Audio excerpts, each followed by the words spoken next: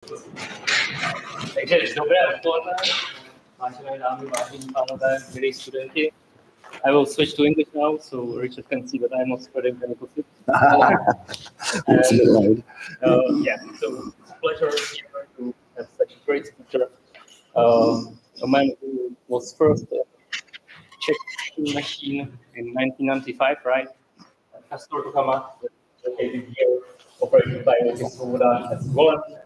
And since then, I think Richard was everywhere, was helping everywhere where big things happened in fusion. It was ECV, JET, and now ultimately ITER. So we are ready to see the lecture on the progress of ITER at the new baseline. Thank you. So, thank you very much. Thank you for the introduction. I prefer to speak without it, if you can hear me. Can you hear me all right? Yes. Because it's a bit close to the and it's a bit loud. But this thing is what we need for the right. So, Andre, thank you so much for the introduction. I have my this moves up and down. Yep. So, good afternoon, and thank you for coming.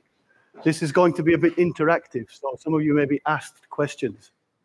So don't be afraid to try and answer if I ask a question, because you're mostly young people, and I don't like to just talk about ITER without trying to involve you a little bit, right? So first of all, let me ask you, are we mostly scientists in here? Yes? Are we mostly physicists? Some engineers? No? Wise decision, yeah. So I am a physicist, and as Andre said, I have quite a bit of experience, 38 years now, working on different tokamaks. I've worked on 15 of them. So his list was, where is he? His list was a bit short, yeah? So we can add TechStor, and we can add TCA, and T3D, and K-Star, and East, and JT60, and so on. But safe to say that I have spent my whole life with them, and now I am finishing my career on the biggest one, except that it's not working yet. So we have still some time to go, and I'm going to explain to you where we are, try to explain to you how difficult it is to do this, and then if there's any time at the end, which there may not be because I'm good at talking for long periods, then you can ask me anything you like about ITER, about the future of fusion, about whether there's any success possible with this technique and so on. Okay? Are we good? I will be wandering around here, so if that's a problem. So I'm going to talk about ITER, the International Tokamak Experimental Reactor, and we call this the next step. And that means that it is the logically biggest next step in the fusion tokamak line that we've been trying to pursue for nearly 70 years now. And there's a little baby version down in the basement that we've just been to see. That could perhaps be called the father of, almost the father of all of them.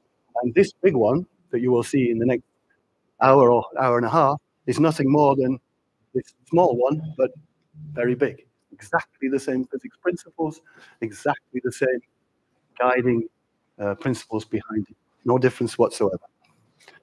So let me just start by saying that this is a picture of the site of ITER with the French Alps behind. So this machine is sited in the south of France, in Provence. It's about 115 kilometers from Marseille on the south coast, and it sits next to the French Nuclear Atomic Energy Authority site called Jaderka, where there is also another tokamak called West that used to be called Torsupra. And actually, we will do experiments on West next Wednesday morning to see about forming plasma on tungsten surfaces, which is part of something I would like to talk about later for ITER. So I'm going to introduce what it is. I'm going to tell you what the machine goals are, and there will be a little bit of physics. Don't be too alarmed, just a little bit. It's a bit late on Thursday, I realize. I'm going to tell you about how we build it in terms of the partnership and the procurement sharing. And I'm then going to spend some time telling you what the site looks like today. Lots of pictures, relax, no equations. And I'm going to tell you about how we put it together in pictorial way. And then I'm going to tell you about the problems we've had putting it together. And the fact that we have to take it apart again a little bit. And now we're putting it back together again. And I want to show you all of that because we don't want to hide anything. It's a very difficult thing to do. And if you think you can build one of these just like that with no mistakes, then you're wrong. And we have found out the hard way. And then if we have time at the end, I would like to tell you about the way in which we have decided to shift the research program of the machine in literally the last 18 months. Because of the problems we had building it, we had to think again about how we imagined exploiting this machine. But it's a bit more tricky, that stuff, and maybe it'll be too late and you'll be too tired. Maybe I'll be too tired. But what I will do, if I can't do that part, is I will tell you about this part. And that's maybe what you're all really interested in. How long will it take to make a plasma, and how long will it take to make a burn? Because I can now tell you those dates. Couldn't tell them to you 2 weeks ago, but now I can. So we'll definitely tell you about the schedule right at the end. So hold on, don't leave. So first of all, what is the ITER project? So don't need to read everything, but what you do need to know is that this is an organization made up of 7 different partners. It's very historical, it goes back a long way, and it was launched in 1985, actually as an agreement between the Americans and the Russians at the time. And it now contains all of those partners that you see here. So China, the European Union, India, Japan, Korea, Russia, and the United States. So together, those countries or those continents represent more than 1/2 of the world's population. So you can say that ITER is an international organization representing a good part of the world's population. Certainly the most populous part, India, China, for a start. Together they make 3 billion people nearly. So you can see that we are trying to provide a system, build a system together, which will be available to everybody. And that's the key about this project, that everybody who contributes, every nation that contributes, gets the right to the entire blueprint of the device. So when it's finished and it works, hopefully, it won't be a final fusion reactor by any means, but at least all the bits that have gone into it will be available to everybody else. And therefore, those nations can go back and try to take that technology and develop it further themselves if they wish. But if you are not a participant, you don't get the right to anything. And because the Czech Republic is in the European Union, you are a partner, all of you. All of you are an owner of this project. Well, if you're not paying taxes, maybe you're not. But your parents or your family, somebody's paying tax somewhere, or maybe they're not. But if you're paying tax, then you have a piece of this. And we at the organization, we are building it for you. We're not building it for us. So we don't own it. We won't be the people who decide how it's exploited. We will be the people who operate it for you. And some of you, in a few years' time, if you're interested in fusion and you're good enough and you want to work on this project, you may be in the control room of this device in 10 years, switching the world's largest fusion reactor on. And that's part of the reason why I do this work, to get to some of you. If I can get one of you, just one, to stay in fusion and work on this device in 10 years from now, or 15 or 20 years from now, then I have not wasted the next 1.5 hours of my life. Now, we are an intergovernmental organization. We were established on the 24th of October 2007. I arrived in June 2008. So I've been there almost from the beginning. And we are there to promote the cooperation amongst the ITER members. And we call these representative countries, we call them domestic agencies. So each country has a domestic agency that is responsible for the supply and procurement of components and staff and expertise for the project. So the European domestic agency is in Barcelona, and it's called Fusion for Energy. But there's one in the US at Oak Ridge National Laboratory. There's one in Naka in Japan. There's one in Daejeon, Korea, for South Koreans. And so we are the overall integrators of the facility. Now, this is the machine.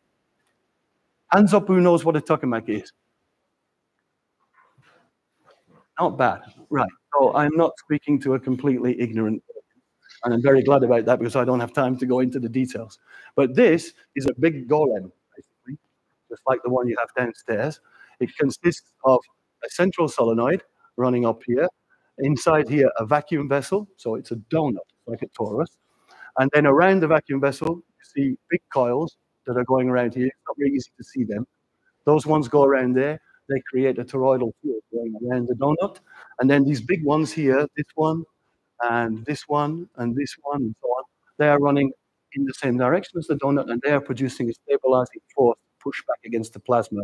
As you form it, it tries to expand, push back against it, and then you can, in these coils, you can shape, you can use currents in these coils to make the plasma shape more or less within some limits, more or less whatever you would like, within the limits of the current capabilities of the coils. And the idea is to create a stable plasma filling this, this whole chamber. Now, ITER differs from Golem in the sense that it's a superconductor. So all of the magnets here, and we'll go into those details much more later, they're all superconducting. They're all liquid helium, so 4.2 Kelvin, and they're all effectively continuous. You can run the magnetic field forever. In fact, we do. We will. The plasma current, on the other hand, is a tokamak, so it's inductive. You push a current through these coils. This induces a toroidal electric field going in this direction, and that's what's pushing the plasma current around in your ionized gas. That's what's giving you some heating. And then later on, if you want to reach a burn, fusion burn, you will have to add additional heating on top of that. We'll talk about that as well. And then at some point, this device, if the alpha particles, so deuterium plus tritium equals a neutron plus a helium nucleus, the alpha particle, that alpha particle starts to heat the plasma back again. And at some point, the temperature will be high enough for the fusion reactions to self-sustain. And this is a burning plasma. And there you can, depending on how daring you are and how much you want to push, you can reduce the additional heating down and down and down until the reaction is self-sustained truly. But we will never operate tokamaks in this way. So it's a big tokamak, just like the old ones that were built 70 years ago, but it just is much more sophisticated and much more modern and uses superconducting technology. You can see that the size of this thing is about 30 meters high, and the major radius, which is one of the most important parameters in tokamak science, in the physics of tokamaks, is the distance from the center of the solenoid to the center of the vacuum vessel. In our case, is 6.2 meters. The central field, 5.3 Tesla. So it's a high field, large tokamak. And ITER needs to be this big in order to reach these burn conditions. I will tell you why in a moment. And the whole thing is sitting in this big box. You can see the top here. This is what we call the cryostat, because you have liquid helium-cooled coils. And so you have to keep the entire environment vacuum isolated to stop heat transfer and losses so the coils don't heat up. And this kind of superconducting box is quite standard today. There are several operating tokamaks in the world, much smaller than this, but operating on this principle. So ITER is based on what we know how to do already. It's nothing, there's no new rocket science in it. It's just big. So I'm not going to go through all the details. Later, those of you who want, you can have these slides, no problem. And you can see just the main parameters. Interesting thing to note is that the whole device weighs 23,000 tons, which is big. And the entire tokamak complex in the whole building, which I will show you later, is 400,000 tons. And cryostat, I gave you the dimensions, 16,000 cubic meters. This is a big, big vacuum chamber. But it's a low vacuum. It's 10 to the minus 4 millibars of pressure. Inside this box, here in the vacuum vessel, 10 to the minus 7, even perhaps 10 to the minus 8 millibar. Okay? So these are big, big dimensions. And this is a picture of the CAD kind of blow up of the entire facility. I'm not showing you this to impress you. I'm just showing you this to show you how complex this kind of equipment has to be. And you will notice that this whole thing is housed in all these big concrete bunkers because this is a nuclear device.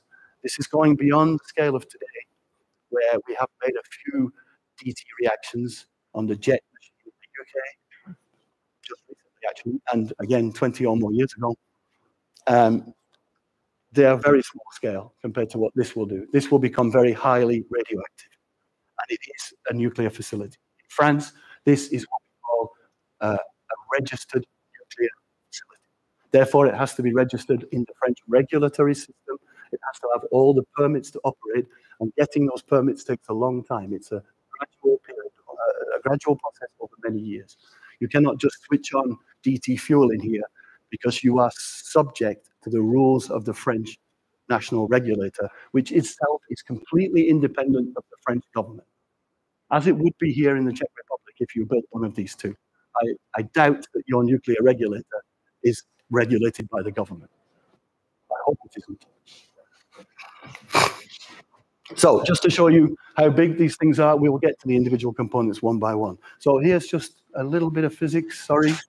For those of you who follow this or know this basically, Q, which is the fusion gain, capital Q, that's the big number that you always hear when people say they're going to make Q of this, Q of that. Q is the fusion power that you get out divided by the heating power you must put in to make that Q. And if you know that the fusion reactions are split 4/5 in the neutrons, 1/5 in the alphas, in the helium, then you can simply write down this expression in terms of the heating power from the alpha particles divided by the input, and then you rearrange between these two and you end up with this expression, which is the alpha heating fraction. And generally, if F alpha is about 50% or more, we call that a burning plasma regime, where a good substantial fraction of the heating power is provided by the fusion reactions themselves. And this is what you're aiming for. This is the holy grail. And you will not get capital Q higher than 1 without a serious F alpha. And ITER is designed to produce F alphas such that you will reach Q equals 10. And if plasma confinement scaling is favorable, energy confinement scaling, maybe we get better than Q equals 10. If it's unfavorable, maybe we get worse. But no fusion reactor will be viable without Q of at least 20 to 30, let's say. So ITER will not probably be able to do that. That's got to happen on the step afterwards. And probably, likely or not, you need a bigger machine or a more compact, higher magnetic field machine than ITER. We'll get to that now. So on the right-hand plot, you see the famous, what we call N tau T curve, again, central ion temperature.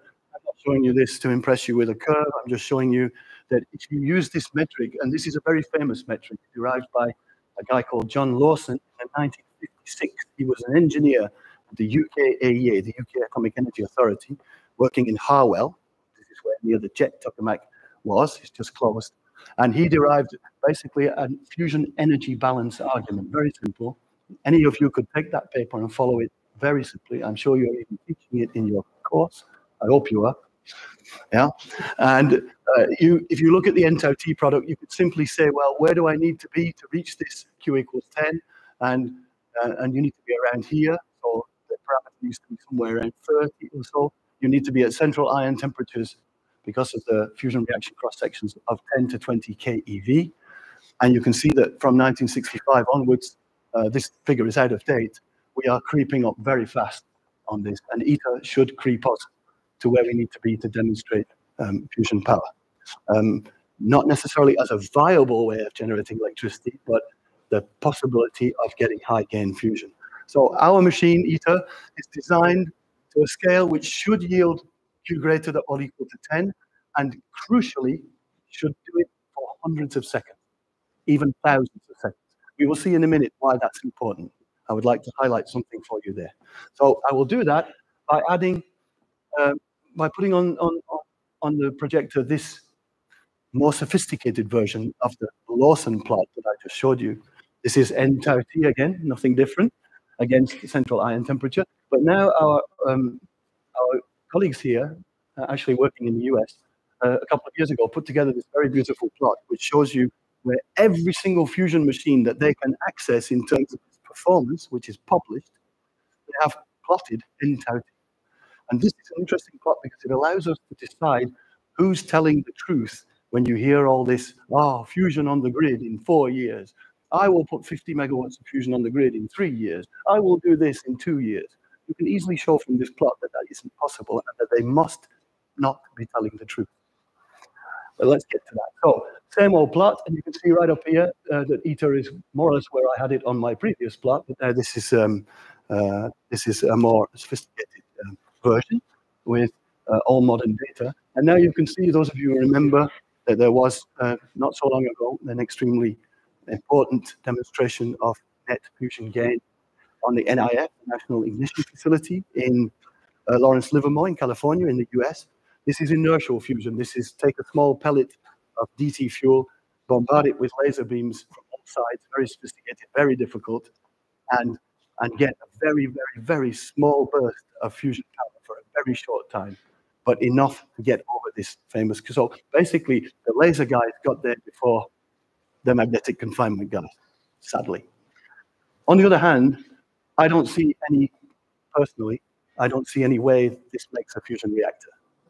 But then I'm biased because I spent my life doing magnetic confinement fusion. But it is a huge upscale from one pellet fired for picoseconds or nanoseconds once every 4 days or every week that generates a pulse of electricity that would last nanoseconds or something like that, milliseconds at best, and then a steady state reactor where you would need to put one of these pellets in place and hit it with a laser beam 10 times per second. Magnetic confinement's a lot easier to do, but it has much lower energy density because it's a great big chamber and a great big magnetized plasma. This is a very small capsule. But progress, human beings are making big progress in making fusion work here on Earth.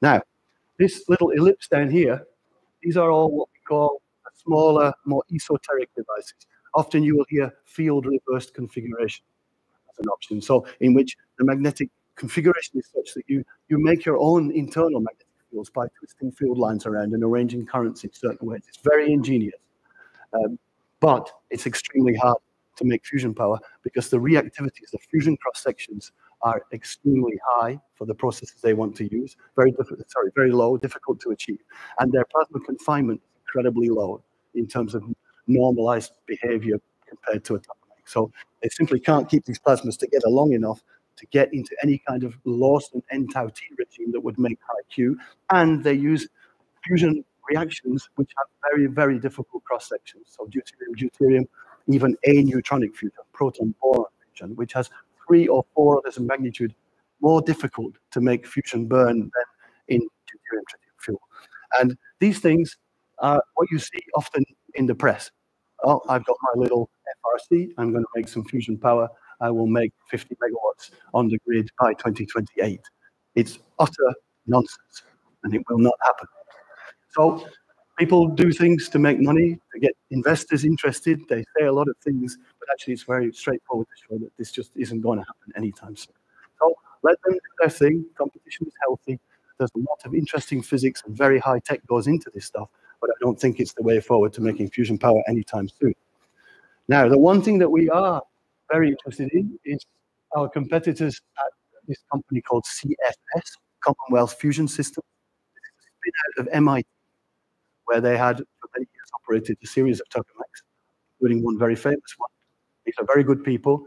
They have a very big organization now, which has nearly $2 billion worth of funding, and they are building a tokamak like ITER, but they're building one which is very compact, and they're using the new high-temperature superconducting technology, which ITER cannot do. We have the low-temperature superconductivity. We've been on a development path for 30 years to build these magnets. These guys are using absolutely brand new HTS tape. And the advantage is that you can make very high field. And field is very important because fusion power goes like field, toroidal field, roughly to the power of 4. You can see that you make your device, you make your field go from ITER's field of 5 Tesla to 10 Tesla. The gain in fusion power is enormous. And that means you can pull back on this major radius. So you can make it smaller, but higher field and get the fusion power output. And that makes your reactor more compact. And that's a very interesting option. However, these magnets are new. They're building them now. They have decades behind the ITER technology. And maybe they find it a bit more difficult. They are a very serious competitor, and we are watching very carefully. If you look already today, I can't remember where it is, but you will see the head of plasma physics of CFS advertised. It just came out just yesterday or today. So anybody wants to be the head of plasma physics of this new big company, you can apply now. I won't be applying because it's too late for me, and I don't want to live in Boston. Now, this is a very important concept. It's called the H mode and energy confinement, and this is something which we are sure, almost sure, is necessary for ITER to reach high Q, and we call it H mode confinement, energy confinement, but H mode, an improved confinement mode. And this mode of confinement was discovered in devices, tokamaks, from smaller to larger. It's been this has been seen in all operating tokamaks with a certain magnetic field configuration. And what happens is, depending on how you play with the configuration and how the heating power and all kinds of other parameters of which we haven't fully understood all the implications yet, your plasma can be sitting there with a certain energy confinement and then suddenly jumps to another one, 2 times better. And that 2 times increase is what allows it to pump. If we didn't have the 2 times improvement in energy confinement, we would not be able to reach fuel step as far as we know. And the tau E is what appeared in that Lawson criteria, tau times Ti times N. So density of the plasma, temperature of the plasma, and how long the plasma stays together. This is not, don't get confused when I say energy confinement. I don't mean the length that the plasma lasts, how long the plasma lasts. On colloquium, it's 15, 20 milliseconds. The plasma is 10, 15 milliseconds. It's over in the blink of an eye, it's gone. You're not watching, you don't see it. But the energy confinement time is microseconds. Yeah, that means that on average, if you have your little plasma sitting there and you take away all additional heating, all additional input, the plasma will die away on the microsecond timescale. The ITER plasma will die away on the 4-second timescale. 1, 2, 3, 4, plasma gone. But plasma can last 3,000 seconds in ITER. You can go and have your breakfast, take a shower, go down to the shops, come back, and the plasma will still be there. But inside that plasma will still be 3.5 seconds of energy confinement. And 3.5 seconds for the size of ITER, this R, and for the scaling that we have for energy confinement, built from lots and lots of different tokamaks. Sorry, we don't have Golem on here. Tells us that if we go to a 6.2 meter machine at 5.3 Tesla, we will get 3.5 seconds of energy confinement in H mode, and that will suffice to make F alpha more than 60% and give us Q equals 10. And that's how this machine is designed. It's based on an empirically scaled energy confinement time. Why? Anybody guess? Why do we do it empirically? Because? Because we don't understand the basic physics that drives the energy confinement. Or rather, we do understand it. We know what all the ingredients are, but we have a model that tells us that if I make this field at this size, and I use this type of species of gas, and I build my machine in this way, I will get 3.5 seconds, which is what I need for my Lawson criteria. And isn't it strange that after 70 to 80 years of tokamak research, we still don't know how to predict tau E from first principles? We're getting much closer. Very sophisticated turbulence clocks now with very, very, very fancy physics are getting closer, but there still isn't one that can tell me that ITER will be 3.5 seconds. And if there is, I'd like to hear about it because I don't know of one.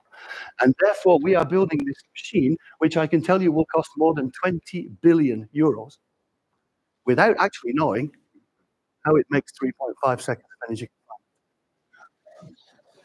Other than the fact that we built lots of them of different sizes, and we plotted always the same thing. We measured the thermal energy confinement time. That's quite easy to measure. And we just plotted them one after the other.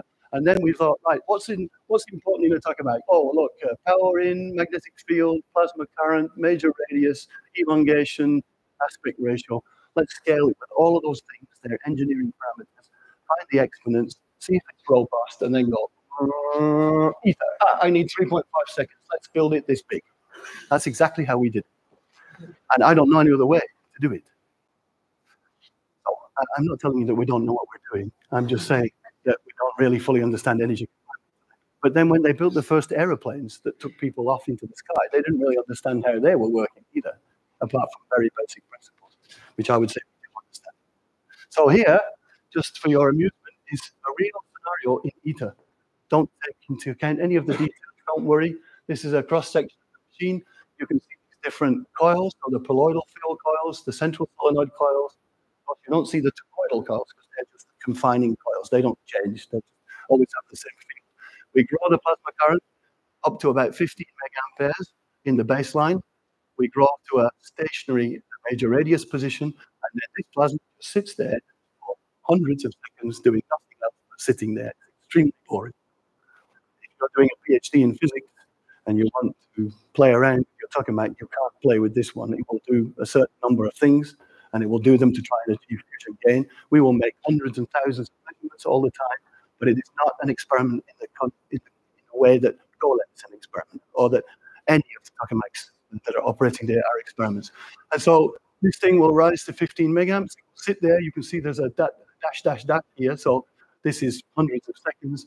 And you can see that already just to bring, how long is your current ramp on Golem? How long to go from 0 to the flat top of your current? 30 microseconds. So it takes us about 100 seconds to go from 0 to 15 megaamperes of plasma current. Everything's just much longer and long. In the time it takes to ramp plasma current up on ITER, most tokamaks have finished several pulses or even the whole day of operation.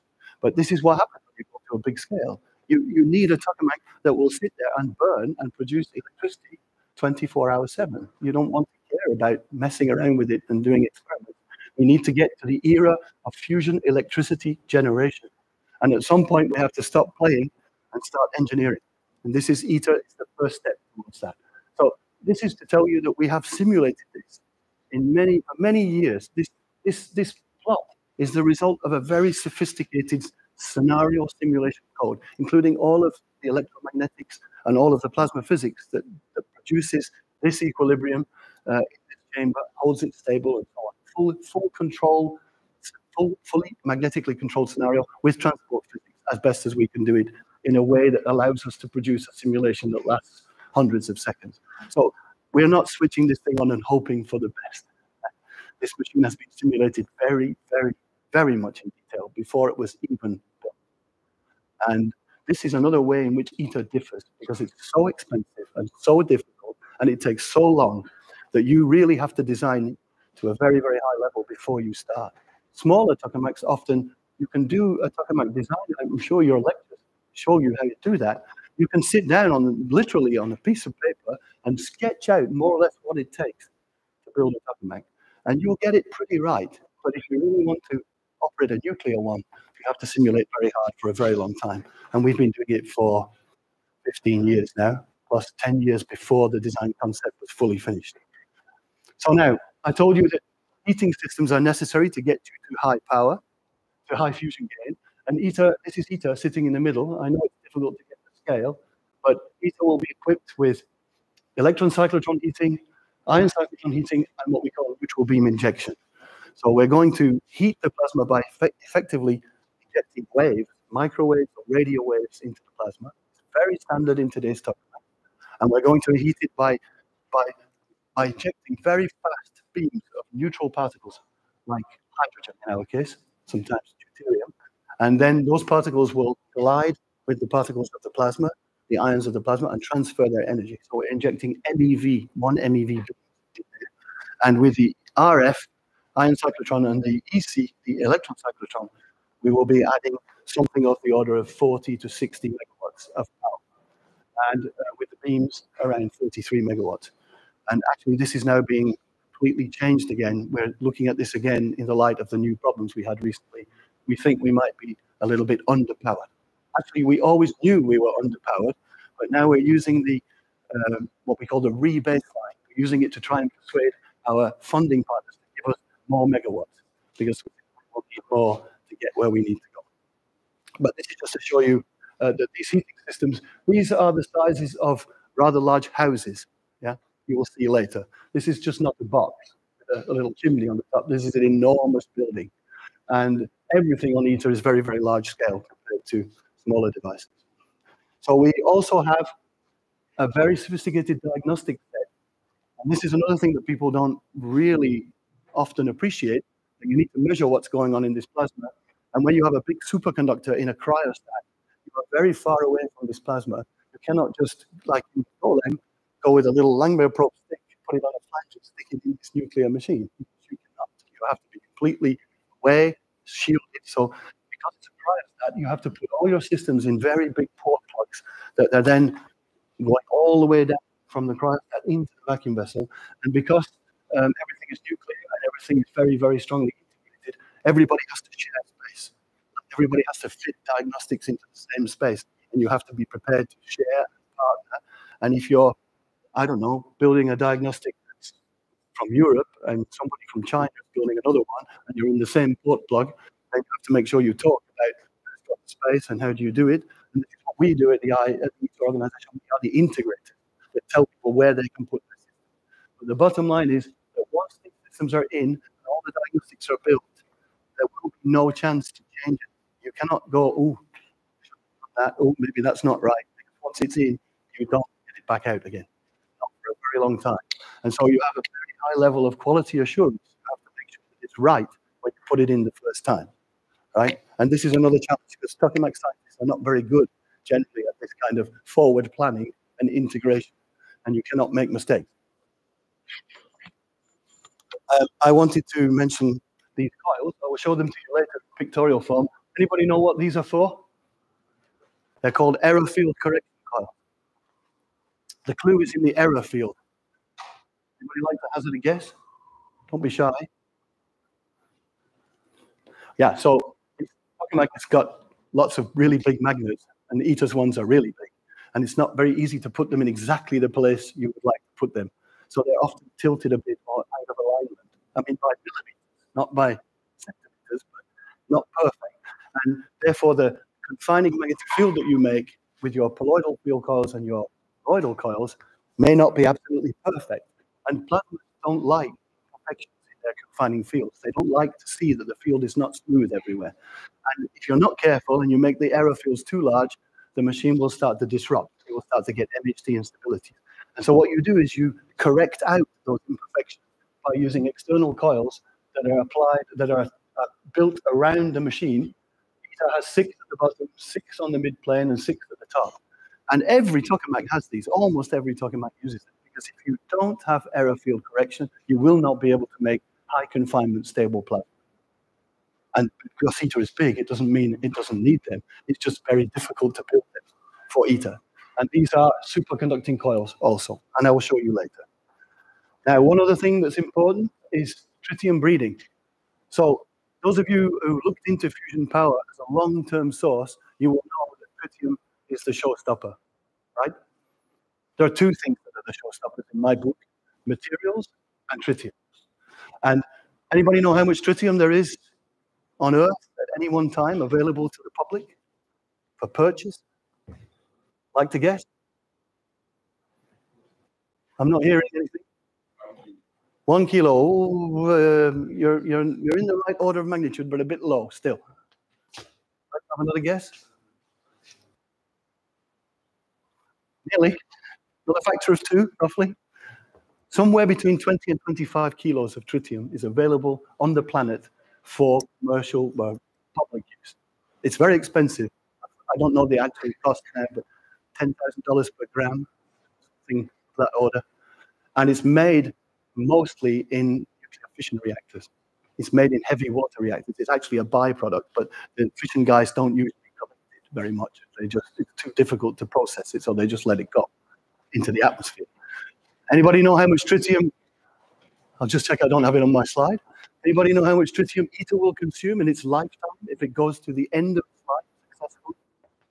Anybody like to guess? Consume, I mean burn, not just feed into the machine and keep feeding in and in and in. Yes? Come on. How many?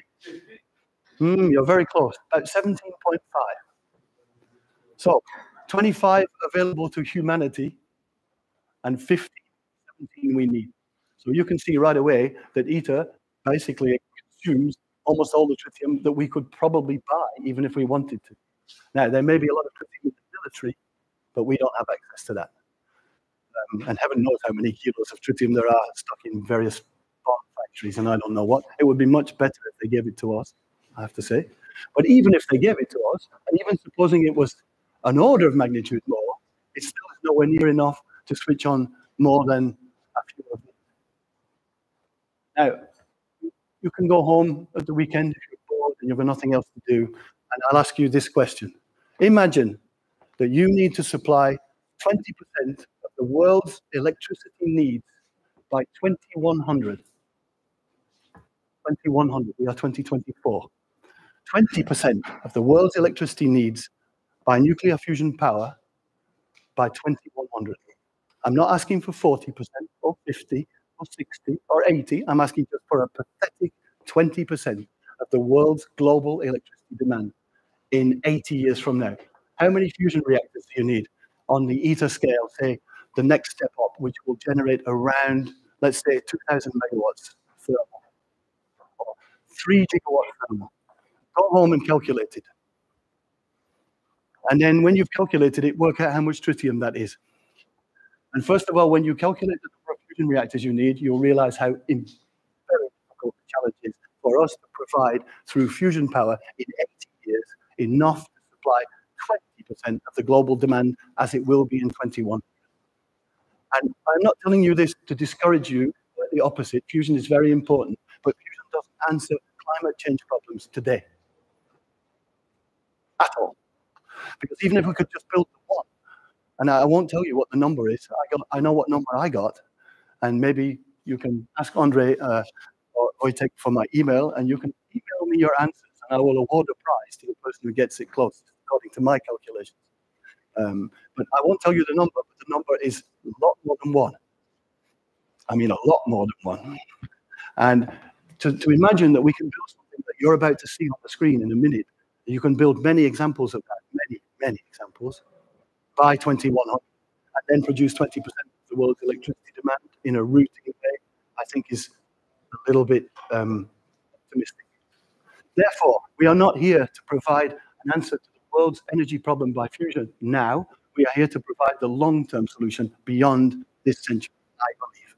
And it's very important, and it's going to take us that long to do it. So do not give up hope, and please don't think there's no point in this, because there is. Anybody know roughly how much energy is generated in the world today by renewable power, electricity?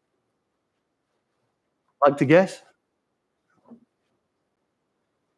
No, I'm talking about the percentage of the world's demand. If the world needs 100%, how much is renewable generating now, electricity? I'm going by International Energy Agency figures. The amount of total capacity that I last looked at was somewhere around 19%. But the actual steady state output that's there all the time, which is what we need, was more like 7%. Yeah? So we are at 7% today, and the rest, where's it coming from? Fission, coal, oil, gas. And most of it comes from gas, still today. So the answer is more renewables, more reliable, more steady state output, much more fission, no more fossil fuels, and tons of fusion as fast as we can.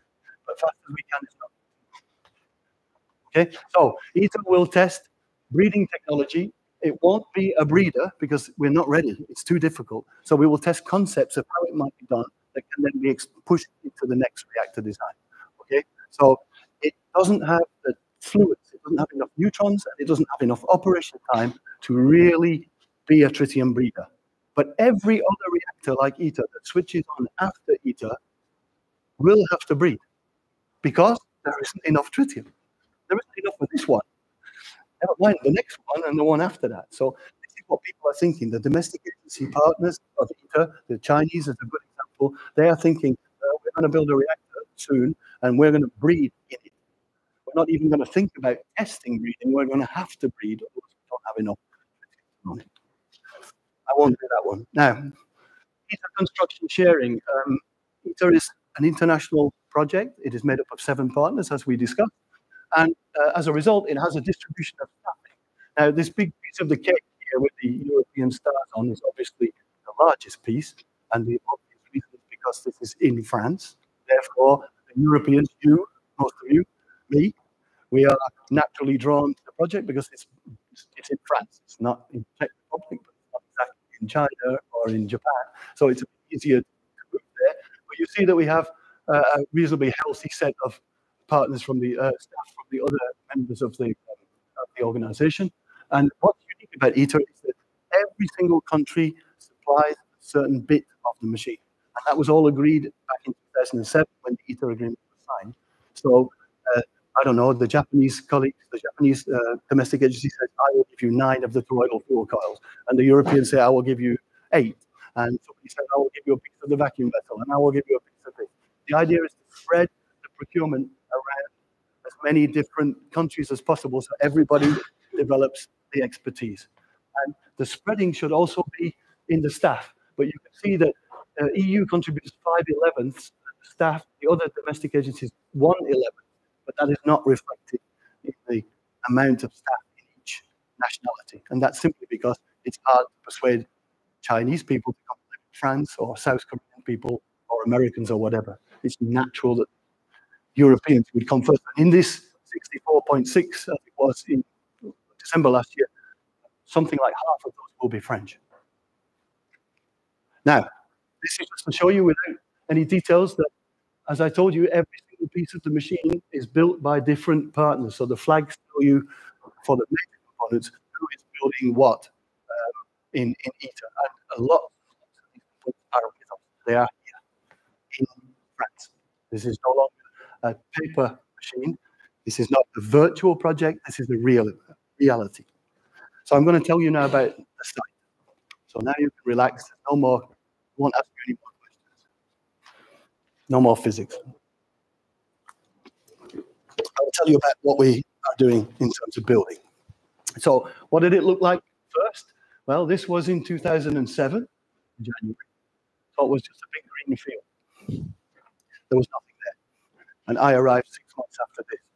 And there in that circle is where the French nuclear, the Atomic Energy Commission, Jaderka, is. It's one of the big 2 or 3 big French Atomic Energy Authority labs. And it's no secret why ITER is there. It's next to already a nuclear facility and next to a very big French national public organization. And in there, in that ellipse, is the West tokamak, which is quite a big research tokamak. And we work very often with them. Andre is about to, or already is, right? Yeah. So now, just a little while longer, say 2 years later, 2 years, yes. So now the platform is completely flat, and preparations are on the way to start building the first foundations for the first building. And now you see what it looks like in September last year. So now we've gone from to so there's quite some progress. This is a big nuclear facility. And something like 85% of the infrastructure and the buildings are already now there. So buildings have come relatively quickly in the space of, say, what, 15 years, 10, 15 years. Yeah? And we are pretty much, we have everything we need to run this machine. We just have to build the machine now. And I will show you what we've got in those steps. So this is for people later who may want to look at the slides. It's just some labels to tell you what's what. But bottom line is, the real meat and potatoes is happening in here. This is the tokamak building. And this is where all the action is and where all the action will be. And this whole area, this building here, and the 2 side buildings here, this one and this one called the tritium building, diagnostics building, these are sitting on a nuclear seismic base, a base mat. This is about a 1.5 meter thick concrete slab, reinforced, sitting on pillars, like sitting on pillars, and then a slab on the top, and then under there, another slab. And the idea is that if there's an earthquake, then the whole nuclear building kind of sways and doesn't fall apart. So the whole base mat is designed as a seismic protection, and that is what all French nuclear reactors have to have. So ITER is a fusion reactor, but it still has to be constructed in the same way. So now that's the latest drone view. We have drones flying above every now and again. I thought I'd put that one for you. That is 20th of June, 2024. So you can see our offices. My office is just next to this little building here.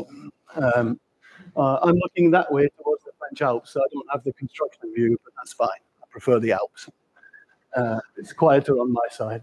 And so you see the tokamak building, the assembly hall, here where we built the cryostat, here the cooling towers where we will do all the cooling off of the heat, which is produced by the fusion reactions. We will not use the heat. We're not making electricity on ITER. We could, maybe 100 megawatts or something like that, but the machine will pulse a few times per day.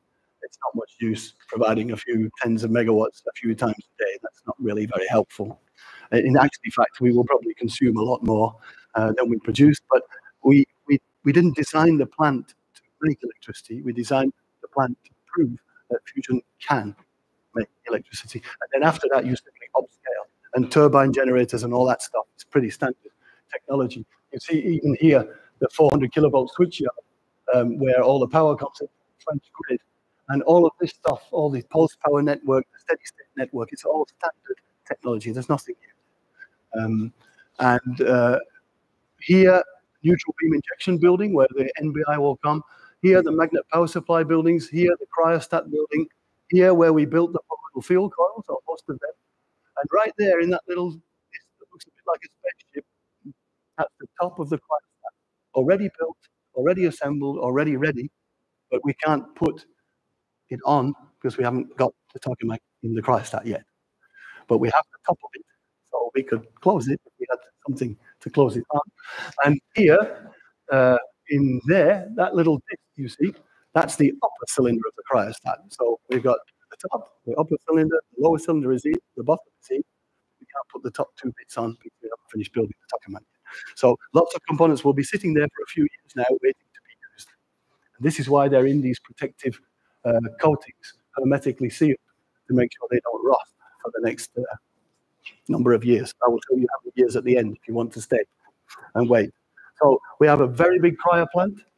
So we are cooling all our cores with liquid helium. We have what we call thermal shields on the vacuum vessel and on the cryostat, which need liquid gaseous helium, 80 Kelvin, liquid nitrogen temperature. We have huge flows of liquid helium, liquid nitrogen, gaseous helium in the plant, and we had to build a very big plant to do that. And okay, this doesn't mean anything to you, but this is a very large building full of very large amounts of equipment. Standard stuff, compressors, heat exchangers, and so on, but still a very, very big plant. And it's been ready for some time. I won't deal with that one. Same for the cooling plant. Again, it's just a bunch of pipes to you, but there is a very large cooling plant already built, already tested, and already in its first phase of commissioning. Now we need the tokamak to produce some heat to start cooling. Yeah? And in the magnet power supply buildings, you see these. This is not a virtual image. This is a real photograph. These are bus bars that are taking the power from the alternating current side, the high voltage side, all the way down the building, across the end and into the tokamak building to go from AC to DC to feed the superconducting coils. And these are very, very large currents, tens of kiloamperes of currents and tens of kilovolts of voltage. And these are all water-cooled bus bars. So you can see, for example, how those bus bars will come in this building, they will go across a bridge and then down into the tokamak building where they will start to feed the magnets. And there are several bridges being built for cryogenics and also bus bars here. And this is quite an old photograph. It's a year old, so we finished those now. And the pulse power electrical network, which will be supplied by these 400 kilovolt lines from the French grid, this is already just a enormous transformers, really big transformers, I have to say. And they are tested and energized and ready. So basically we're ready, but we have to wait. So that's the control room. Some of you, if you're staying in the field or get into the field and you want to work on ITER, you may well be sat in this building 10 years from now at your computer terminal, watching the world's largest tokamak switch on to make the first plasma. And if you wait a few more years, you might be watching the first burning plasma.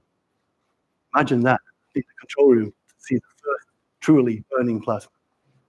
So I was a jet when they made the first DT plasma, a few megawatts of power that lasted a second and a half. And that was pretty exciting, but that won't be anything compared to this. Yeah? And sadly, I won't be there. But actually, having said that, inside there's just a building as it was some time ago. It's a bit more full now. There will be a viewing gallery here. And so I expect to be in the gallery, looking through the window at you down here, running the machine. I will wave at you and give you an encouraging wave because I really would like to see this plasma work, but the timescales of this machine are too long for an average human existence, sadly. I think I'm probably the third, fourth generation of fusion scientists now, at least the third, and I think you, those of you who are in your 20s now, you will be the generation that makes this one burn. So 4 or even 5 generations to get from a very basic concept in Moscow in the 1940s, late 40s, to a burning plasma in the late, oh, I won't tell you yet. Just please be patient. So that's the control room. So now let's look at the components. So this is a sketch of the magnets of ITER. It's just a tokamak, so there's nothing spectacularly different about it, but it has very big magnets. And so you see the colloidal field magnets here, the 2 big ones, the smaller one at the top and the even smaller one right at the top. And then there are 2 more down at the bottom. The toroidal field coils are going around here. And what's interesting, you should note, is that there are these huge boxes that are, these are the magnet feeders. Because now you remember you're coming from AC voltage, you're driving current down bus bars, you're going into coils, but they're superconducting. And so you cannot go from a room temperature superconducting cable, cable, like a copper cable with current in it, you can't put that into a superconducting coil. Like that. You have to transit from room temperature conductors to superconducting conductors, and you do that through feeder boxes. And these feeder boxes are the sizes of garages. You put your cars in, and they're full of instrumentation, thousands of sensors, and I don't know what else. It's an entire research area to build these feeders. There are, what did I say, 31 of them.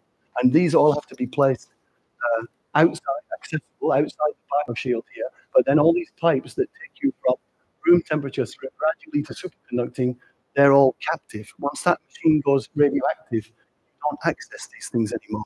And so you need to make sure that your feeders, your lines, are very, very highly reliable, so that when you go nuclear, you don't have to intervene, that they're diagnosed and that they can sense everything that's going on inside them. This is already something that people don't realize about it is these machines. So just some photographs now. This is PF3. So we have 6 PF coils, 1 at the top, slightly bigger one, 2 really big ones. This is 1, and then 2 at the bottom, and they make up the PF plasma control coil set. It's just very big. I don't know how much Golem has. Colloidal. Oh, we've only got 6. Toroidal field. No, colloidal field. You don't have coils in this sense. Yeah. So these are just very big colloquium titanium coils.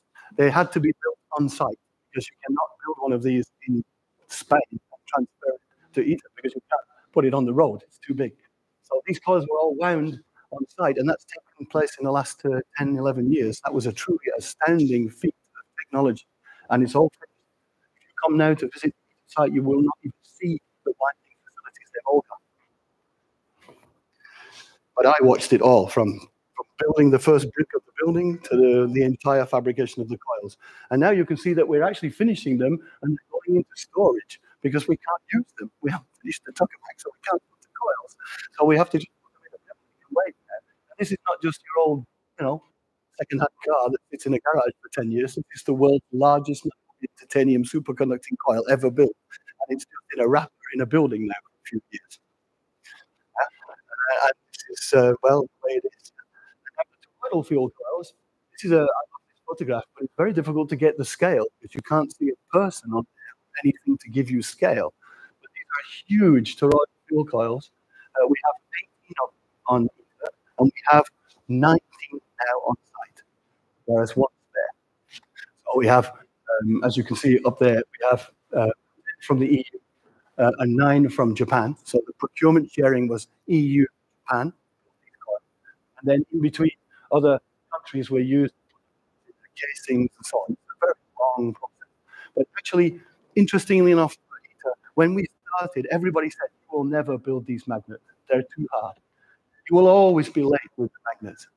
And actually, the magnets are the ones that got first. They're all ready. It just goes to show that you should be open-minded about what's hard and what's not. But for me, it was hard. So now there's one coming in, the last one. You can see it comes in multi-wheeled trucks. They're transported by road from the Marseille coast. It takes them several days to make it from the coastline up to the ITER project. And then when they come, they are either stored or put into special buildings where all kinds of measurements are made and checks are made and so on. So we now have them all on site, and I can't even tell you where they are.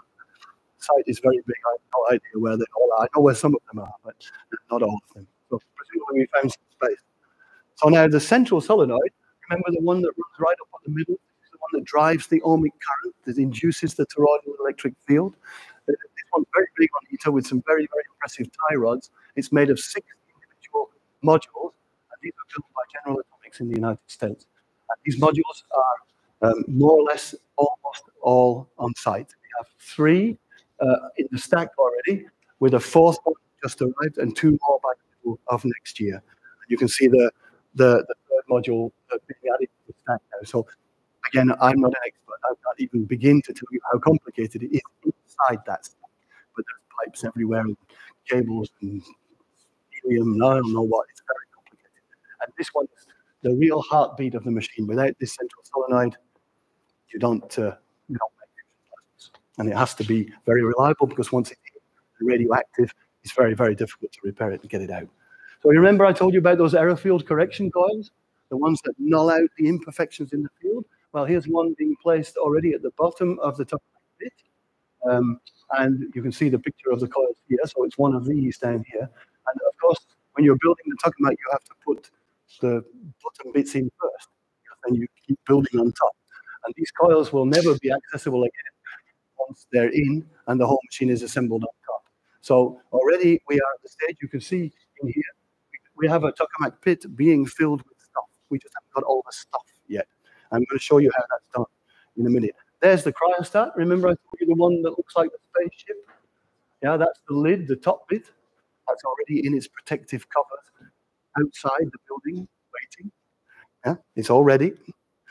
And there it is coming out of the place where it was built, where it was welded together in its protective shroud on all these little wings, you see? And then no remote control. There's a guy with basically a TV remote control. And he just goes, and this thing just moves along, yeah? Very slowly, but and then it turns, and it's very impressive to watch. Yeah? And they do that all the time, because these components are so large, you cannot possibly move them by vehicle or anything else. So now, vacuum vessels. These are the most important bits, the big ones. And I want to tell you where we are. We will have 9 sectors.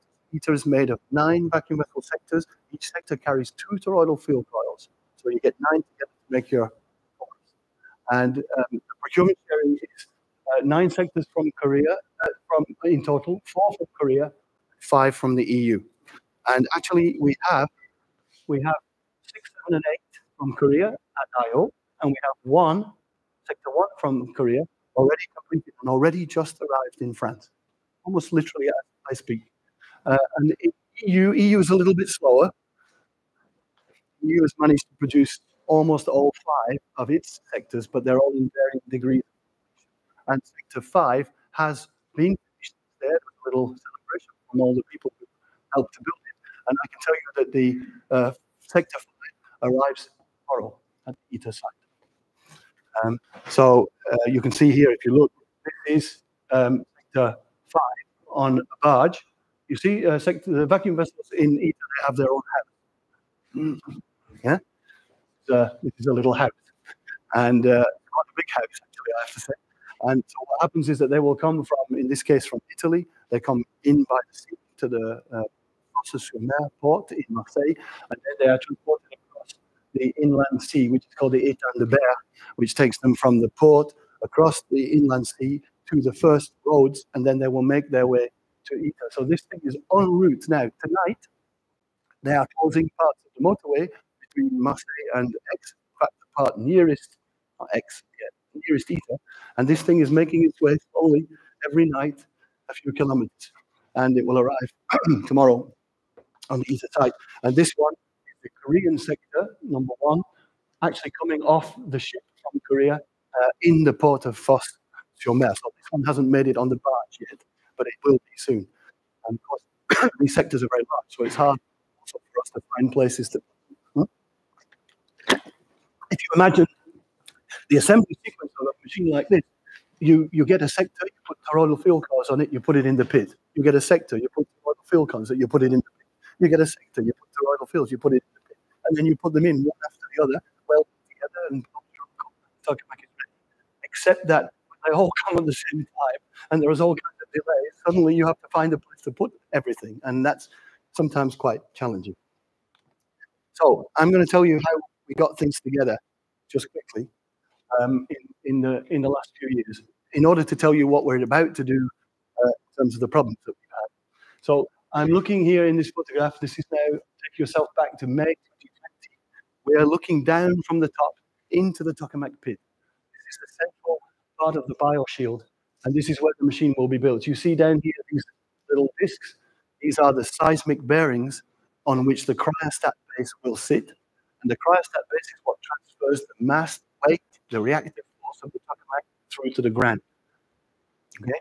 So you make your bioshield, and all these little holes, big holes, you see, these are all the places where those port plugs will come in, where heating systems will come in, access is possible. And then on the outside of this wall, you are very thick, reinforced, you are in the non-radioactive part. Yeah? And you can see that everything is painted in this white color. This is special nuclear grade paint that doesn't get so activated under neutron gamma ray bombardment and so on. And every single part of the nuclear building in ITER is this color, painted with this paint. So now you see in the big assembly hall, you see the cryostat base here. This was again in May 2020. These great big gantry cranes, it's 1,400 tons lift capability, are taking the cryostat base all the way along from, it came in here, and then goes all the way along there, and then down over the nuclear bioshield wall into the tokamak pit, and then lowered down to rest on its bearings. And this was, at the time, the biggest lift that the project had tried, because it's a 1,250 ton component. And you can see on the left here, these enormous, what we call SSAT tools. These are called sub-sector assembly tools, and they are built by the Korean domestic agency. And they are there to put vacuum vessel sectors in and start building them up, ready for transfer into the tokamak pit. So now you see a photograph from inside the pit. Now you remember these are the bearings, and the cryostat base is coming down to rest on these bearings. And then shortly after that, we're in August 2020, this cylinder, this great big cylinder you see here, is the lower part of the cryostat cylinder, which is now going to be welded to the base. And then on top of this cylinder will come the second cylinder, and on top of that, the top, the lid. Yeah. So at the moment we have the base, you can see here, and this one welded to the base. They're already in, and they've been in for a long time. And then what happens is you bring in what's called thermal shield. This is the cryostat thermal shield. And this is important for what I will tell you in about 5 minutes from now. Please hold on, you're doing very well. I did warn everybody this might be a bit long, but if you can just sit down and listen for an hour and a half, you might learn a lot about the world's largest scientific project. And it's not much out of your lives. Yeah? So we have a thermal shield, and this is necessary in a superconducting device. You're trying to isolate the coils which are inside here from the outside of the cryostat. And you see that the cryostat thermal shield is a rather complex shape that is basically the shape of the external cryostat. But what you have on here, you can't really see them easily here, but maybe here, this is basically a network of pipes on a steel frame, and the pipes are carrying gaseous helium at 80 Kelvin. And so they're keeping this whole shield at 80 Kelvin temperature, liquid nitrogen temperature. And this is what's keeping all the conductive radiative losses down inside the cryostat. And then you can see here, we're inside the cryostat again. This is the base. And now you see that thermal shield already installed. And you can see these pipes waving here. And you can see these holes. These are the holes where those famous magnet feeders will come in and bring the current to the superconducting coils. Yeah, so it's a rather complex shield, which is itself at gaseous helium temperatures. And now what we're doing here is putting the lower piece of the assembly tool in, and that assembly tool is like a great big tower, which will take the weight of the individual sectors. And you're going to build the sectors just hanging off a rail, going all the way around to make your donut, and then you're going to weld them together. And while you're doing that, they will all be effectively hanging from these rails. They won't be connected to anything else until you finish the alignment. And so here, these are the temporary supports for the lowest, smallest colloidal field coil. This is the first one that goes in. Yeah, and so you can see the completed tower there. And now you see the lift down of the first PF coil, the first colloidal field coil. This is the one supplied by China. And that's going to rest on these temporary supports. So one thing you have to understand about a tokamak, if you don't already, is that you do not couple magnetic field structure to vacuum vessel structure. Yeah. So what we call the field vault, which is the vault made up of the TF coils and the PF coils, that's all connected together, and the vacuum vessel is sitting inside that, but not mechanically connected directly. And so the vacuum vessel sits on its own feet, and the coils sit on their own feet. And the PF coils are suspended or connected through the TF coils. That's called the magnet vault. And so until you get all the magnet vault, all the magnets in, you have to rest these coils on temporary supports. Yeah? So here, these are the feet on which the big toroidal field coils will go. Yeah? And these are a very interesting piece of engineering, because you imagine your toroidal field coil is in a case and your temperature is 4.2 Kelvin. You are at liquid helium temperature on a coil 90 meters high, 350 tons of weight. But your floor here is at room temperature. So you can't just put a superconducting case of 4.2 Kelvin minus 269 onto a surface at 23, 24 degrees. So what you do is you have a weight-bearing surface which acts to take the force and all the forces that come through the coils and all the weight of the magnet vault. You take it through these what we call gravity supports, and you can see that this grill structure here, like a radiator. Inside here, you are feeding in this gaseous helium at 80 Kelvin, and you are producing a temperature gradient from 4.2 Kelvin to minus 269 to plus 23, but bearing hundreds of tons of weight. And this, again, is a very complex piece of equipment that had to be developed for a very long time to make this possible. So now you see photographs of the central tower, the rail structure. In comes colloidal field 5, so that's the next biggest one. So we've now got 2 in the torus. And then you can see a picture of the 2 coils already down at the bottom. These guys are taking, they're doing metrology measurements of various pieces of components. And now this, in the 20th of December, sorry, losing my eyesight, 20th of December 2021, this was where we were basically 3 years ago with the alignment, the assembly tower, and the full in-pit assembly with 2 colloidal field coils ready to start taking the first sector. Okay, we were all very happy. And so now comes the first sector. This is correct. Korean vacuum vessel sector 6. It's ready to be. It's already been delivered. It's been metrology. It's been fitted out with various diagnostics and magnet coils, magnetics, and I don't know what else. Took a long time. That's part of a year. And then it's going to go into a tool here called the upending tool, because your vacuum vessel comes like this, but you need it like this. And you don't just pick it up, because it weighs a large amount of tons, and it takes a long time to get. So you actually have to build a lot of equipment to move these components from horizontal to vertical, and each time it takes a lot of time to do it. So you can see the preparations here, and then it's sitting in its upending tool, and now it's being rendered vertical by differential cranes pulling from the top to the bottom. This operation takes several hours, and then there is the sector upended. A very proud team of people who did it. And then what's going to happen is that vacuum vessel sector connected to one of its assembly rails is now being moved by the crane across here into the subsector assembly tool. And there you see it being lowered down into the SSAT. And now a view from below, this is some time after, you see now that that shield I told you about, the thermal shield, that's inside the cryostat wall, the vacuum vessel has to have one as well. Why is that? Because this vacuum vessel here is a double-walled structure. You can see the 2 walls. Inside here is just a closure plate, and there is water flowing inside these 2 walls. Because this is a nuclear device, you have to keep it cool because of neutrons.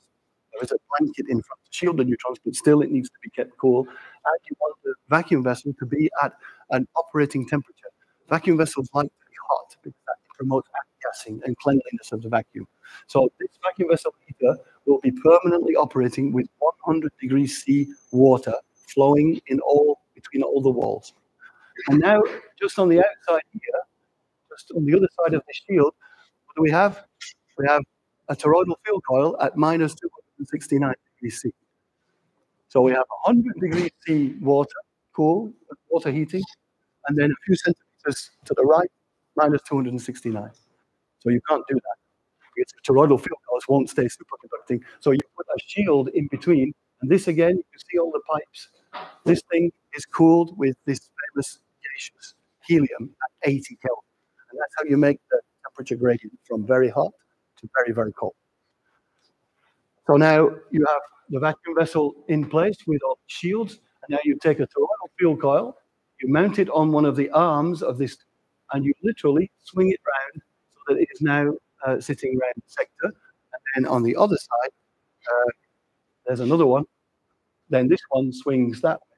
You end up with a vacuum vessel sector with all its shield, one coil here, the second coil coming round, and now you have a unit. 2 TF coils, 1 vacuum vessel sector, multiplied by 9 equals an ITER tokamak. And it took quite a long time to do this one. We are now in August 2021. However, we knew that this would take time. It was all planned, meticulously planned for a long time by large numbers of people. You don't just do this, you wake up on Monday like, oh, let's build the sector. You have planned it for a long, long time in advance. And it takes longer at the beginning, but then you learn. And then we know how to do it, and it is going much faster. So there you are. There is a complete Sector 6 ready for installation, and we are in November 2021. And actually, this nice picture shows the second one, Sector 7, already being, sorry, the second one, Sector 7, being already fitted, and the first one is already there, waiting. So we had 1.2 of them on there.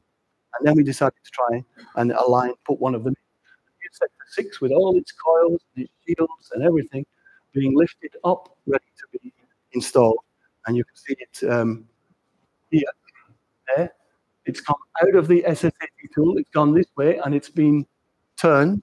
So now it's heading off towards the bioshield, towards the tokamak pit on the other side of the nuclear grade wall here. And then here it is going over the wall. You see the clearance there was 20 centimeters. So from the top of the ceiling to the bottom of the floor, not much gap. Good job we didn't get that wrong. This is reinforced concrete, it's so easy to change it. You can see the usual group of engineers doing nothing here. As the world's largest tokamak vessel sector went past. And now, view from below, it's being slowly now lifted down to its final resting place in the pit, and here it is. Still suspended from the rails connected to the assembly tower. Now they're aligning it. And the alignment is a very complex process. I won't even begin to describe this. But you are literally moving this. This vacuum vessel is floating in space, and you're moving it around using pneumatic wheel systems to try and position it exactly where we're talking about millimetric position. And then on September 2022, so we are roughly 2 years in the past, almost exactly 2 years in the past, and the sector is in. And that was a great moment for the ITER project. And now the bad. So, complex projects like this, they often hit problems because they are complex.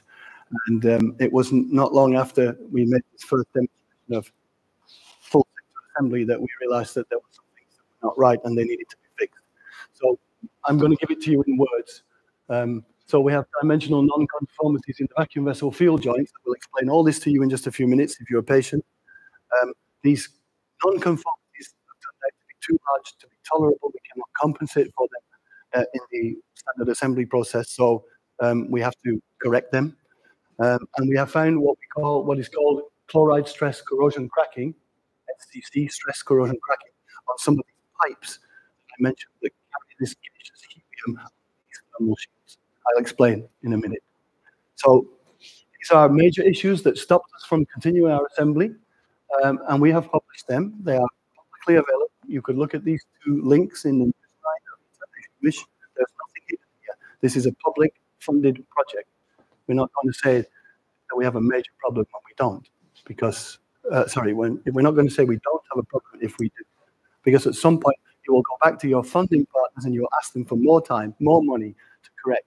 And if you don't come clean and honest and tell them, then you will find yourself in big trouble. So everything is above board in the ITER project. Now, this is a view of the thermal shield inside the famous cryostat I told you about earlier. You can see it looks a bit discolored, but don't worry about that. The problem with this thermal shield is it has these cooling pipes on it, and this one is already fully installed with lots of stuff around it, and it's very difficult to get it out. So I'm going to explain to you how we will fix that. And you can see some of the engineers, when this first problem was first found on these pipes, a lot of inspection started on these shields that were already for the most part manufactured. Now, what is the stress corrosion crack? It comes because these thermal shields are silver coated, and they're silver coated to maintain a certain emissivity at 80 Kelvin, which is the cooling temperature. And the process of electrochemical contact, left behind traces of chlorine in areas that had been stressed by welding of pipes to the thermal shields. You have to put the pipes, the thermal shields, get helium in to cool the shield. But if you have welded a location and you have locally stressed the material, if the chlorine that is a residue of your cleaning process, which was not, shall we say, known about, gets in and starts to attack that weak part, you can start cracks. And cracks that go from, in this case, the top of the cooling pipe all the way down to where the helium will be. Now, who can tell me why we don't want helium leaking out into our cryostat? I haven't asked you a question for at least 20 minutes. Come on. What's that? 80 Kelvin. Now, it's 80 Kelvin gas. It's helium, gaseous helium, 80 Kelvin. And it's leaking through this particular crack, let's say, and probably there are hundreds of them because we just can't inspect them all. You have to do cross-sectional analysis to find this crack. But it just happened to be something you can see almost from the soil. We took a few out and had a look. Now, what have you got in a tokamak cryo? What have you got in a tokamak? How do you make a tokamak plasma? It's not much of a vacuum chamber, but the cryostat, the vacuum vessel is a vacuum chamber that you absolutely need high vacuum there. You don't make a plasma. I'm talking about leakage into the cryostat. Yeah, but why do we need vacuum in there? Not have a thermal conductive gas. That's one reason, but what's another reason? What do you do when you make a tokamak plasma? What do you need in your coils? Current. And what do you need to push current in your coils? Voltage. Voltage. Did I hear somebody say voltage? Yeah, and we need a lot of voltage, right? Kilovolts, tens of kilovolts of voltage. And if you've got helium gas leaking into your cryostat and you're trying to strike a high voltage on many of your coils to make that inductive drive, you will simply won't do it. You'll break down everywhere. You'll have arcing. And if you want to arc on these very sensitive superconducting feed-throughs, that's a very bad idea. The bottom line is if we had not intercepted this problem and we were not in the process of fixing it, we would run the risk of potentially catastrophic helium leaks into the cryostat at the moment we try to strike tokamak discharges. And you have built your tokamak. It has taken you 10 years. You cannot disassemble it. To disassemble it, you can forget it. No one's going to fund you. It's going to take you so long to do it and then so long to put it back again. So what do? You find the problem. If you find it, you repair it. And then you go back and start again. And that's exactly what we're doing today. In the hope that we have identified this problem, that we will not, in a few years from now, find that we have a fully assembled machine that doesn't work. So let me show you why. That was the thermal shields. There's another problem. Two problems at the same time. And the second problem comes on these joint areas. And you see these vacuum vessel sectors, you don't make one big sector. They're too big. They're too complicated, too difficult. You make them in parts. You make port stubs, you make a lower part, an outer part, a top part, and a central flat part at the back. and then you weld them together. That's how they build them. Remember, these are double-walled structures with water flowing inside each component. And inside there are ferritic inserts to keep toroidal field ripple down. There are boron, neutron absorbers. There's a whole pile of stuff inside that wall that you don't ever see, that I don't see. But what happens is that when you weld things together, if you're not careful, you get weld shrinkage, and the poloidal profile, the toroidal profile, so the profile in the toroidal direction going around poloidally can deform when you join these together. And if that deformation is too high to be accommodated by the joining process between sector to sector, then you have to compensate. And it turned out that for all the sectors, all 9 of them, it was too difficult to keep that poloidal toroidal uniformity good enough to guarantee a nuclear grade vacuum vessel weld. So I'm going to tell you what we did about this. You don't need to worry about it, but we are in the process of fixing all the problems, and I'll show you how. So this is the thermal shield. Remember, each vacuum vessel sector has lots of shields all around it like a glove. You put a glove on, and this is your liquid, your gaseous helium 80 Kelvin glove, which is keeping that vacuum vessel at 100 degrees C, well isolated, insulated thermally from these TF coils at 4.2 Kelvin. And so it's like a glove. It's very complicated. We have basically taken all the ones that we had ready, all the pipes that were on have been taken off, all the welds taken off, everything's been machined down, and we have thrown away the silver coating. Not because we're worried about this chloride anymore, but because we don't want to recoat and get the chloride back again. So now we're just going to be polishing these things to a super high polish. It turns out that the emissivity of highly polished steel is not too far away from the emissivity of silver at 80 Kelvin. And that's an example where we probably could have saved ourselves all the trouble. If we had done that the first time, without going for the silver coating, which is a standard thing to do in these circumstances, we would have probably not had this problem. So all I can tell you is that the repairs are progressing well. And then actually on some of the shields, some of the sectors we had that were so bad, there were just problems everywhere. It was decided just to build some new ones. Because while we're repairing all the others, we can easily get some new ones manufactured, and then we don't have to worry about problems because they're brand new. And if you think about it, this is the whole shield, right? This is not the vacuum vessel. This is the glove around the vacuum vessel. And so there are 9 sectors. Each sector has 3 shield components. They come in pairs, two parts each. But in total, you have 27 major shield components to make this insulator around your vacuum vessel. Now, the vacuum vessel itself, this is, remember, it's a double wall structure. You have an inner wall of the vacuum vessel. So the primer is here, let's say. This is the outer wall, the inner wall. And you have ribs that join the 2 walls together all the way around the sectors, inside the sectors. And you don't take a vacuum vessel sector on this scale and put it next to the next one and just weld them together. That's impossible.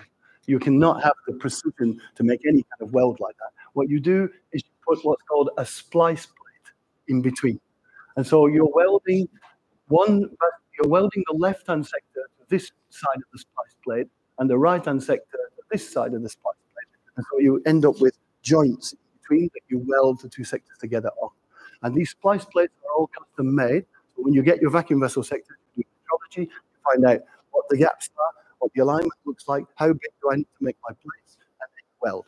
But what happened because of the weld shrinkage is that some parts of the contour, you see, there was like a hill, yeah? And that's because of the weld shrinkage was making the contour go in too deep or out too much. And that's just not acceptable when you're trying to build a nuclear grade vessel and you're trying to compensate for the non-uniformities in the toroidal direction. So it was decided that this had to be corrected. And that's been corrected by basically where there is too big a dip, adding material, and where there's too big a bump, removing material. So we're welding and grinding on a vacuum vessel sector scale for ITER. And it's actually going very well. So the sectors we have at ITER, we are repairing them ourselves with a consortium of companies. And the sectors which have yet to be delivered are being repaired in the factory. So we don't have to repair them when we get them. And something interesting for you, if you imagine what this splice plate looks like now in the poloidal direction. So this is the splice plate two sectors. When you weld these two sectors together, you actually make a geometry like that, and then you fill in the weld. So a robotic welding machine will go around filling in the weld, and then you will ultrasonically check it. And then you do another pass, and another pass, and another pass. You go round and round and round and round, and dozens of times until you fill in that little hole. And that's how you have got two vessel sectors welded together. And the top part is the same as the bottom, but there's another plate up there. So it's a very, very complex process that has to be done on 9 sectors, 2 joints, inside and outside, dozens of times each. And it takes a long time to do that. That's what you must do for a nuclear grade weld. So now we had that news and that beautiful sector that we had put together so proudly and got it in, had to come back. And here it is coming back out. And now it's going to go back in here in this assembly tool, and it will be dismantled so that we can take the shields off, put the new ones back, everything, and reassemble. And this is a picture from February this year, where Sector 6 and Sector 7 are both simultaneously in handling tools, being dismantled, getting ready for refitting. And a view from the top, Sector 7 and Sector 6. This is now the 18th of July, so we are literally just a few months ago. You can't see anything here, but what you can see is scaffolding everywhere. These sectors are like bees buzzing around them, you know, dozens and dozens of people working 3 shifts all day, all week, trying to catch up and repair and so on. And then you see a picture here of one of the, this is the third one, Sector 8. This one we cannot put in the assembly hall because we don't have enough big FNSPE tools. This one's in the cryostat building. We finished the cryostat recently. It's on its side, and these guys are preparing these field joints, these bevel joints, to start adding and removing material ready to correct the problem. And you can see one of the welders doing just that. He's adding material here on one of those areas where there's this non-uniformity that prevents the sectors being joined together. And here, on the 15th of September this year, so very recently, you see our friend Sector 7 is now back in. The first shield, corrected shield, it's in a wrapping. It doesn't look gold, it's just got a wrapping on it. It's on the arm of the assembly tool, and it's ready to go back on there. There's another one on the other side. And then the 2 TF collars are already mounted, and they are now going back on. So here's the forecast. You are utterly up to date. You will not find more up-to-date information than this about ITER. So we have repairs underway, repair complete on 7. On 5, we are repaired at the sector. So this is an Italian sector, European sector. That problem, we knew about it. They fixed it before they delivered it. This is the guy that's coming tomorrow morning. He's already ready and repaired. We don't have to do anything. Sector 6, the repairs are in progress. Target is the middle of next month. Sector 8, target is July 2025. And then the other sectors in Europe, 2, 3, 4, and 9 in Italy, they are being corrected on site. So bottom line, end of next year, we have 9 sectors already and corrected. So we lost a few years, 2 or 3 years. Now, I am not going to go into the rebaselining because I think it's a bit too specialized for you. Those who want to hear that can come to listen to yet another seminar tomorrow morning at 9:30 at the IPP Prague, just the Plasma Physics Institute. And I will go into much more detail on the physics there. But I'm going to show you just this. So look at it carefully, see if you can see the dates. This is the schedule for ITER operation, according to the new baseline. So dates for you to bear in mind if you're interested. 2034, first plasma. First plasma was supposed to be 2026, literally 2 years from now, end of next year. So a little bit of delay. In fact, a lot of delay, let's be fair. But we did have this problem I just described to you, and we did have COVID. COVID was a non-negligible impact on the project. It didn't feel like it at first, but we now see, some years after COVID, we see the problem of COVID. We see how it interrupted supply, how things got delayed. And now we go through what we call a start of research operations phase. We go through some commissioning and more installation stuff. And then here, round about the end of 2039, you're looking at first deuterium tritium operation. And then here, around about here, first DT burn, hundreds of megawatts of fusion power. So you can all decide for yourself how old you will be in 2042. And it is a bit disappointing that burning plasmas come in 2042, and maybe other tokamaks like our friends in Boston will do Q equals 2 or 3 plasmas in 3 years from now, but they will not make 1,000 second plasmas at full reactor relevant tritium throughput, and they probably won't be making 500 megawatts of fusion power. So this one is going to take a lot longer, but this one is a much more integrated step towards reactor technology than the smaller ones that you may hear about in the press. So it's a long wait, but on the other hand, for those of you who are in physics, who are interested, who want to be involved, you have plenty of time to build your expertise in order to get involved in the project. And that's what we really need. We need people to stay interested because these are long time scales. Very long time scales, I admit. We started construction in 2008, first burning plasma in 2042. This is a long stretch by anybody's imagination. And I'm going to stop. Thank you very much.